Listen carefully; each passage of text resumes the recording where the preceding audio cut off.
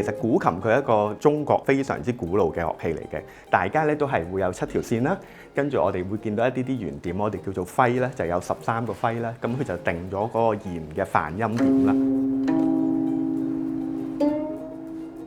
咁我哋古人咧最早做古琴咧，佢係揀2種木，一種係梧桐木同埋紫木。我哋最終得出呢個結果咧，係殘木比較好用啲嘅。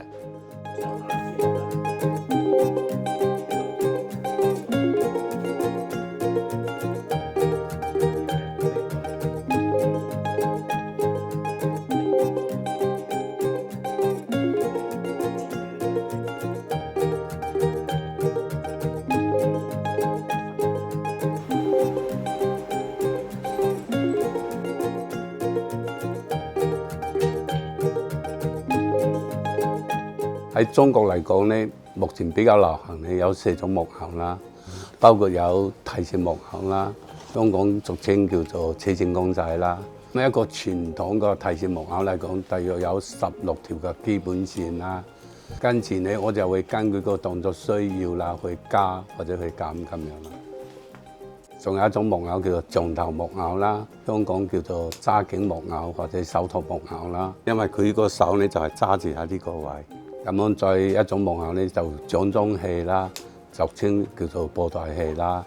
我哋就係用個手啦，用個手指控制住個公仔個頭啦，有3個手指就控制一邊手，另外一個拇指咧就控制另外一隻手啦。咁跟住仲有一種平面木偶就係皮影戲，我哋通常就會用啲牛皮啦、獸皮啦或者鹿皮啦咁樣嚟雕刻啦。如果你喺個燈光睇咧，咁你就會見到有顏色出嚟啦。咁啊，呢4種就比較流行。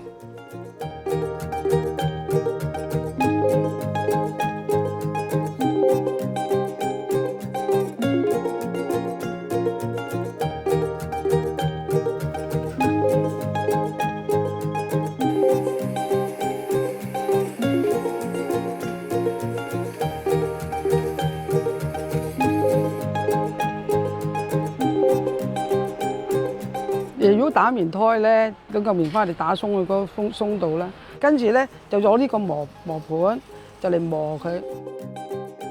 如果一張好嘅棉胎打好咗，係可以用好耐。可以好耐㗎，20-30年嘅嗰啲棉胎。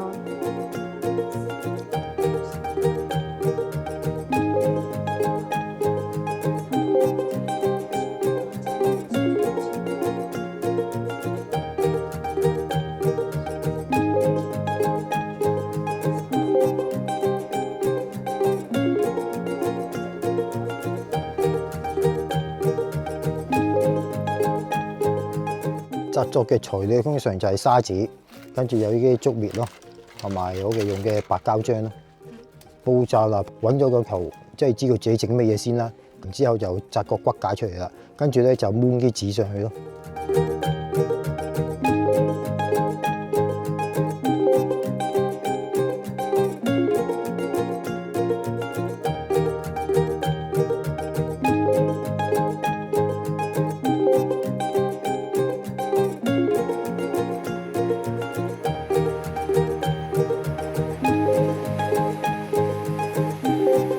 做運紅餅啫，即係結婚禮餅啊嗰啲。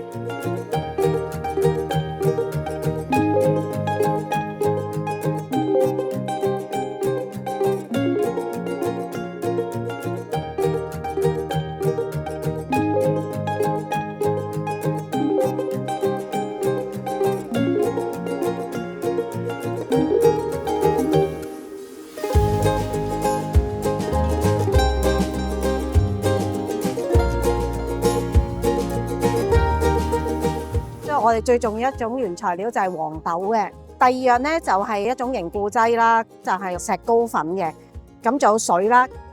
其實咧整豆漿、豆腐花啊呢啲嘅食材咧就好簡單，主要都係呢3樣嘢。